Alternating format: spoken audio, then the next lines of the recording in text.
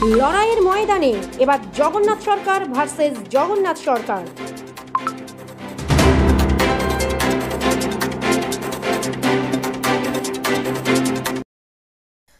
This video is for information and knowledge purpose only.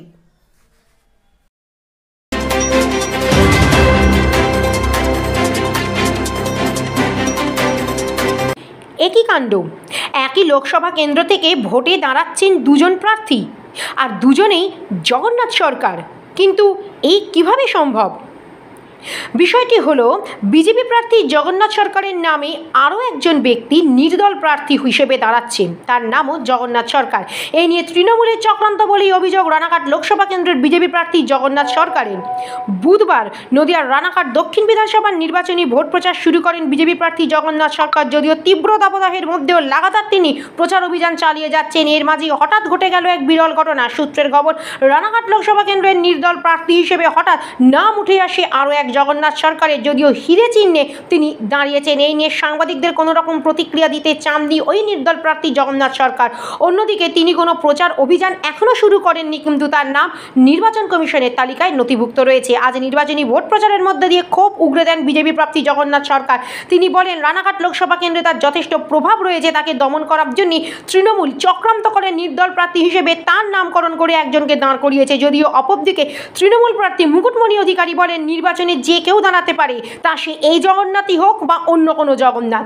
যদিও বলাই বাহুল্য, রাজনৈতিক মহলের মধ্যে জগন্নাথ বনাম জগন্নাথের লড়াই জমে উঠেছে রানাঘাট লোকসভা কেন্দ্রের ভোটের তরজা। এটা তৃণমূলের কারসাজি। মানুষ অত বোকা নয়। মানুষ ভোট দেবে পদ্মফুল প্রতীক দেখে, নেতা আমাদের নরেন্দ্র মোদী।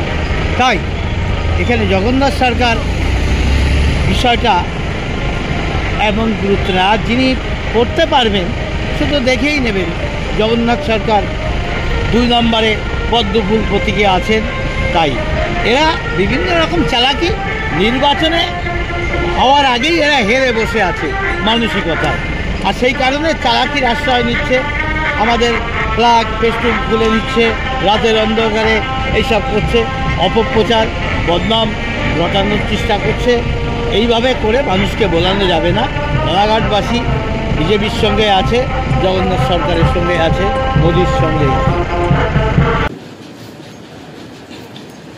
কোন জগন্নাথ সরকার দাঁড়িয়েছে, কোন জগন্নাথ সরকার তাতে অপ্রাসঙ্গিক হয়ে পড়েছেন, কোন জগন্নাথ সরকারের যৌক্তিকতা নেই রানাঘাট লোকসভার মানুষের কাছে, সেটা আমার কোনো আলোচ্য বিষয় নয়। যে কোনো ব্যক্তি ভোটে কন্টেস্ট করতে পারেন, সেটা জগন্নাথ সরকার নামে হতে পারে, অন্য নামেও হতে পারে।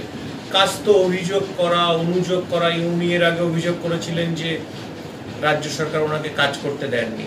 উনি এখন অভিযোগ করছেন যে কোনো একজন, আমি জানি না কে নির্দল প্রার্থী জগন্নাথ সরকার দাঁড়িয়েছে, তার জন্য উনি ভোট পাবেন না। আসলে উনি ভোট পাবেন না। 2019-এ ওনাকে দেখে কেউ ভোট দেয়নি, সেটা রানাঘাট লোকসভার মানুষ ভালোভাবে জানেন।